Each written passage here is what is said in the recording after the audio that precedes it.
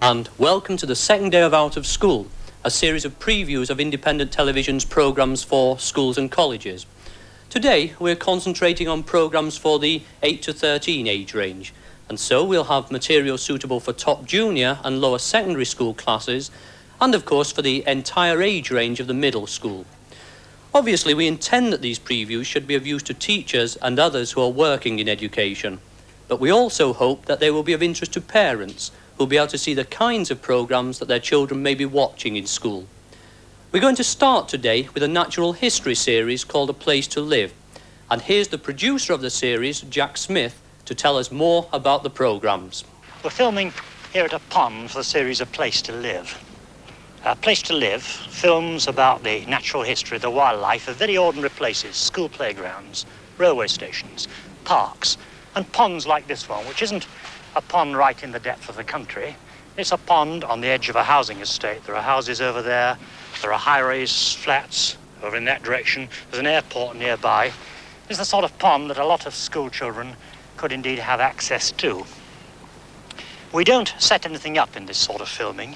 We come along here day after day, and in fact for the two films on pond life, we've shot about 10,000 feet of film over perhaps 3 or 4 weeks. What we do is come here and look for what's going on. Insect life, bird life, life under the water there. Pull it out, look at it, put it back in again. And then at the end, see how we can put all this stuff together to make a film about the sort of life you find in this sort of place to live, in this case a pond. Other films in the series have been shot on the seaside, on a seashore, in the middle of Manchester, in the middle of a big city, where we shot the wildlife within 200 yards, in fact, of the Granada studios, where we found all manner of things in just one day's filming. The unit for this sort of filming, you need a cameraman and a camera assistant who must be prepared in this sort of filming, in fact, to grab whatever happens, sometimes very unexpectedly. I remember we were filming at the edge of this pond when a newt suddenly appeared when we were lining up for another shot. There's a question of sudden change of plan. You want a cameraman who's got a quick eye and a quick ability to snatch what's happening because you can't rehearse it. That's a cameraman's job. Camera assistant backing him up on this. A sound recordist for the noisier creatures, the wings of a dragonfly, the cries of house martins swooping over the pond here, the cries of seabirds when we're filming at the seashore, and the production assistant who must make full notes of everything that's going on, because, remember, it may take 5, 6, 7, 8 weeks to shoot a handful of these films. It takes as long again, perhaps even twice as long again, to edit them, to cut the film up, to put it together, to make complete movies out of it, back in the cutting rooms. And it's here that the fairly exhaustive notes taken by the PA are absolutely essential if we're going to make sense of what we've shot.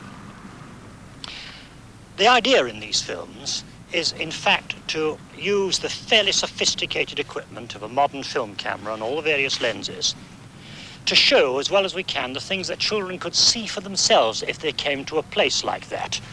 Also, yes, I was just going to say, all sorts of things can happen. Even now, there's a big dragonfly flying across the pond. We've not yet got any shots of adult dragonflies, and if that chap, maybe a lady, comes back across here, then the cameraman will do his best to grab a shot. It's over there. There it is. Can you see it, Mike? Zoom right in on it if you can. It's settled, hasn't it? Yep. Keep an eye on it. This is what filming like this is all about. Things just happen and you have to take advantage of them. Now, we're trying, as I was saying, we're trying to show what a group of children could see for themselves if they came here. In fact, it's a darn sight more exciting to see it for yourself than to see it on film. These films are just starters. And if, after watching them, children have a new eye for things like the pond in the corner of the field, the bit of disused land in the middle of the city, what's under the seaweed on the rock at the seashore, if they're suddenly interested in these things, then these films have been worth making. Now, in most of these films, we've shot things as they happen, on a bush or on a tree or in a field, but of course for pond life, it's necessary to fish the things out, to look at them and see what they do. So we use this very, very simple bit of equipment, a couple of bits of plate glass, piece of rubber tubing acting as a sort of seal between them and some rather rusty old bulldog clips to clamp them together.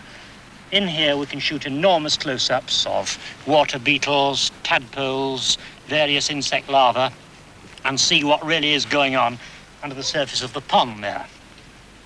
Then, when we've finished shooting, of course, everything is put back into the pond and is seen to be put back into the pond in the film, because one of the things we hope to do in this series is encourage children not, of course, just to look for these things and to find out what's happening around them in surroundings like this, but to play their own part as conservationists, not needlessly killing insects and plants and so on.